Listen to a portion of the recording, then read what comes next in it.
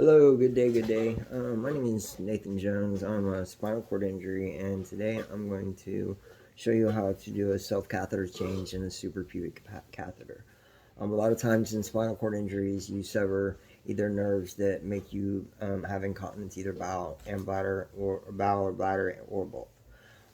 With catheters, you can have indwelling catheter or suprapubic catheter. Indwelling catheter goes through the junk, or a suprapubic is a hole that's placed under between the belly button and the pubic area that goes directly into the bladder. So the catheter goes in and sits in there. So when you have an indwelling suprapubic catheter, you do a change, and this is the same for indwelling catheter as well. You do a self-catheter change once a month. Most people have nursing that comes in to do it. Just being that I'm very comfortable with it. I've been an injury for 16 years now.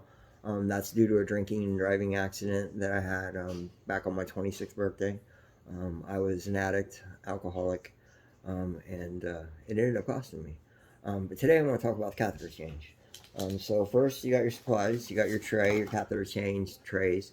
Usually, in general, when you get your supplies, if it's through Medicaid or medical insurance, you get a tray. And then you have the catheter.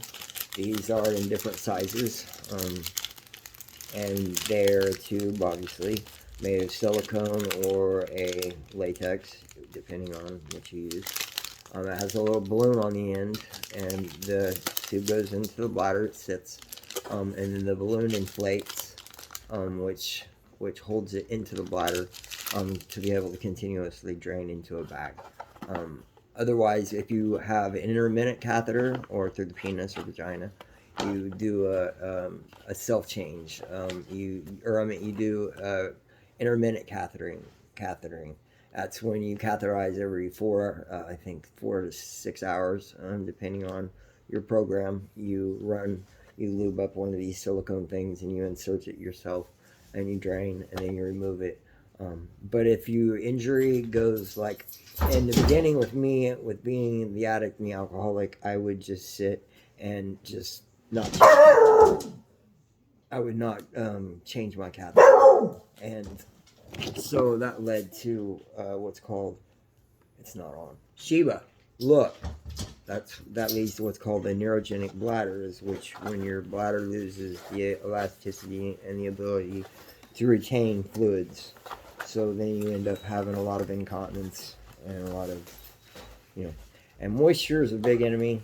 Anybody with mobility issues, the skin gets moistened, it gets weak, then you get breakdown, and then you end up with pressure sores, which is a whole nother video. So what I'm going to do here is the gloves come with first gloves. You can either do a clean cath or a sterile cath. Clean caths, that's what I generally do, where you just wash your hands good. Your body gets used to your own germs more so than other people's. So if you're clean and you know what you're doing, then you generally don't have to do this. But today I'm going to do a sterile cath, which is with gloves, and they're not just gloves that you get out of the boxes of gloves. These are actually sterile gloves. They come in little packets. But like I said, if you wash your hands and you're clean about it, which I just got out of the shower as well, so that makes my whole area, my pubic area, which is above the pubic area, but it makes it cleaner. I'm only gonna wear one glove. And here's the old catheter, which is inside my stomach. This is a suprapubic catheter site that goes in and sits right inside my bladder. So first, you have to take a syringe and you have to drain the water that's out of the balloon.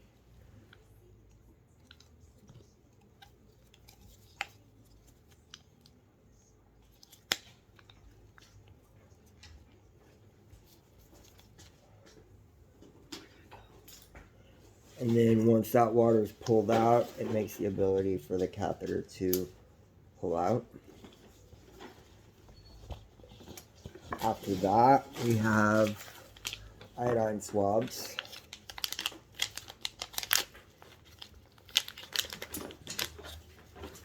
We clean the catheter area.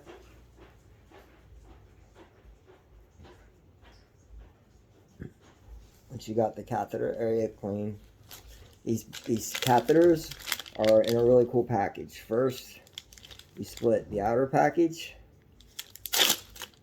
and then you got your catheters in another sheet. But in the end of the sheet, there's a little perforated tear off. So when you tear that off, that gives you the ability to touch the catheter without actually touching the catheter that's going to go in your stomach. Then, then generally it comes with a little packet of KY or lube, which, helps the process. I've had ones for an extended period of time, so mine's pretty easy to, go in and go out.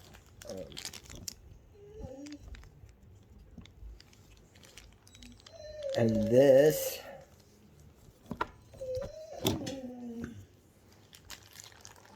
I just always generally have to push my belly in. This doesn't work if you're sitting in a chair for me either. And mine just goes right in. Mine, that's simply it. And then in the bag, you see the urine already coming out. That means it's sitting in there properly.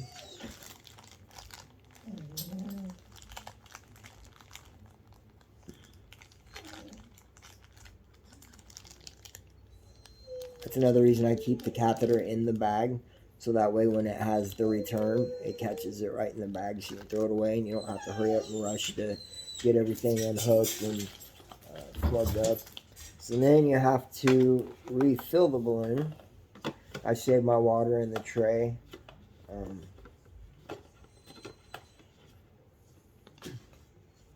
It holds, mine's a 10 cc balloon, and I think I'm wearing a 20 gauge catheter now.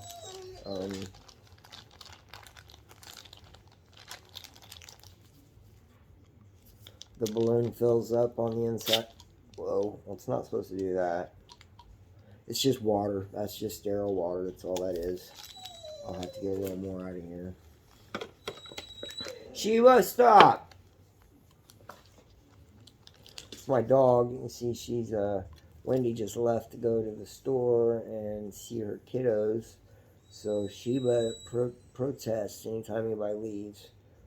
So there you go. That's in there. My bag fell off here, so. And then I use a 1000 cc bed bag. We got leg bags too, in bed, so I just use that. Hook that on there, and then we got. Okay, so then we got an anchor. You obviously don't want this to pull, but it is seated in there. They don't just slide out. They're seated in there pretty good. You gotta yank them out. Then either the balloon pops or the whole balloon comes out, which is never good. What happens with catheters also comes reoccurring infections. You have a lot of UTIs, and then like with me, my injury happened about 17 years ago. So as you have these reoccurring infections, back in the day, anybody that lived back in the day, anytime you get sick, the doctor will give you antibiotics. So anytime you get a UTI, you go to the hospital, they give you an antibiotic, you can take it, whatever. But they start treating them. Anytime you have an indwelling device or you use one, generally you have an infection. You have bacteria in you at all times. So anytime they do a culture, which is what they do when you go to the hospital, they take your urine, they do a culture.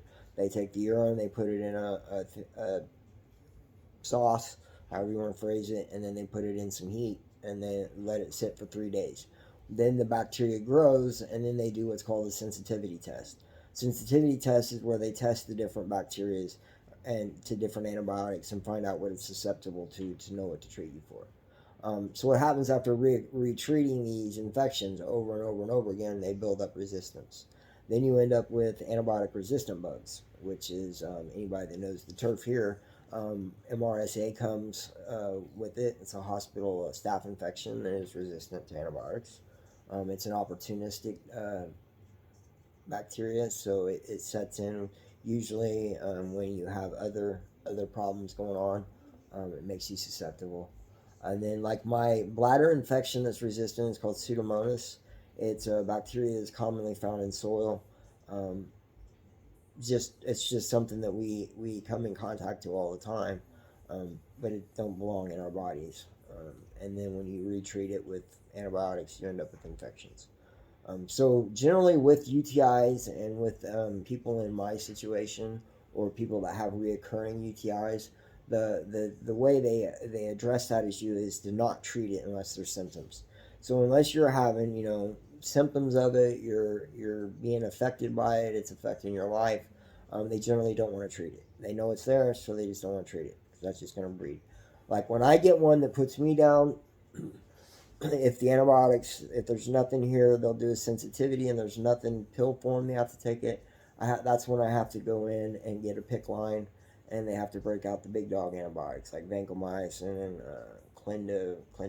There's another one. There's a bunch of them, but they break them out, and then it's a 3-week course of IV antibiotics to kill it, which is what they've done to me over and over.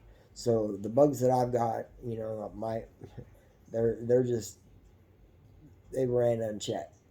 It's nothing like I have to really worry about as long as you stay on top of watching your symptoms, watch for fever, chills, the ones because them are susceptible. With my condition, I can't feel from here, so if I start having kidney pain or something, I can't feel it as well as having one kidney. So you have to be aware and to watch your infections and just to be safe as you can. You don't want all the antibiotics. That's a whole other video as well. The gut biome, you have 3.5 pounds of gut biome in your body, and it weighs right at about the amount of our brain. So we have a biome, a fucking soup of life within us that weighs as much as what runs and controls our consciousness. It's an interesting thought. But the antibiotics has basically made it nuclear fallout down there. So anyway, that's this video. That's a suprapubic catheter change. Much love from Nate and Sheebs. Here, let me give you a shot of her real quick. Say hi, Miss Sheba Sue. Sheba. Say hi. That's Miss Sheba Sue. We love you. Peace. Have a great day. Trips out.